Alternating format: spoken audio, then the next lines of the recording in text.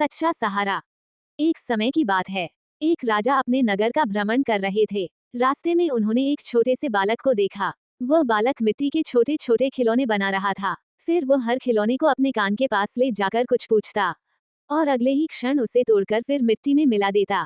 राजा को ये देखकर आश्चर्य हुआ। उन्होंने बालक से पूछा, बेटा तुम ऐसा क्यों कर रहे हो? बालक ने सरलता से उत्तर दिया, मैं इनसे पूछता हूँ, क्या तुमने कभी प्रभु का नाम लिया है?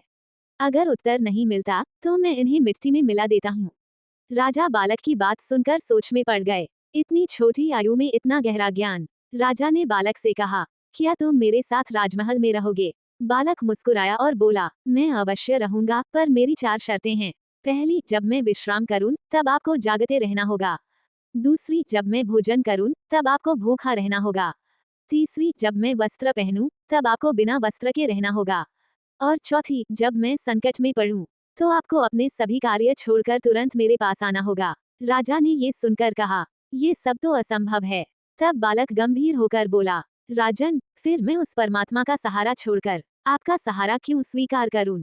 वो परमात्मा स्वयं जागकर मेरी रक्षा करता है और मैं निश्चिंत होकर सोता हूँ। वो स्वयं भूखा रहकर मुझे भोजन देता है। वो स्वयं सरल होकर मुझे सब कुछ पहनाता है और जब मैं संकट में होता हूँ तो बिना पुकारे ही मेरी सहायता के लिए दौड़ा आता है। बालक की बात सुनकर राजा की आंखें भर आईं। उन्हें समझ आ गया कि सच्चा सहारा राजमहल या सत्ता नहीं, बल्कि प्रभु की शरण है। कथा का भाव, हम सब जीवन में सब कुछ जानते और समझते हुए भी माया, अहंकार और व्यर्थ की उलझनों में फंस जाते हैं। हम उस प्रभु को भूल जाते हैं जो हर पल हमारी रक्षा करता है, जो बिना कहे हमारी आवश्यकताओं को पूरा करता है।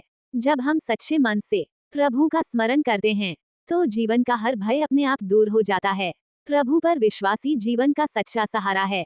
जय श्री राम, जय श्री राम, जय श्री राम।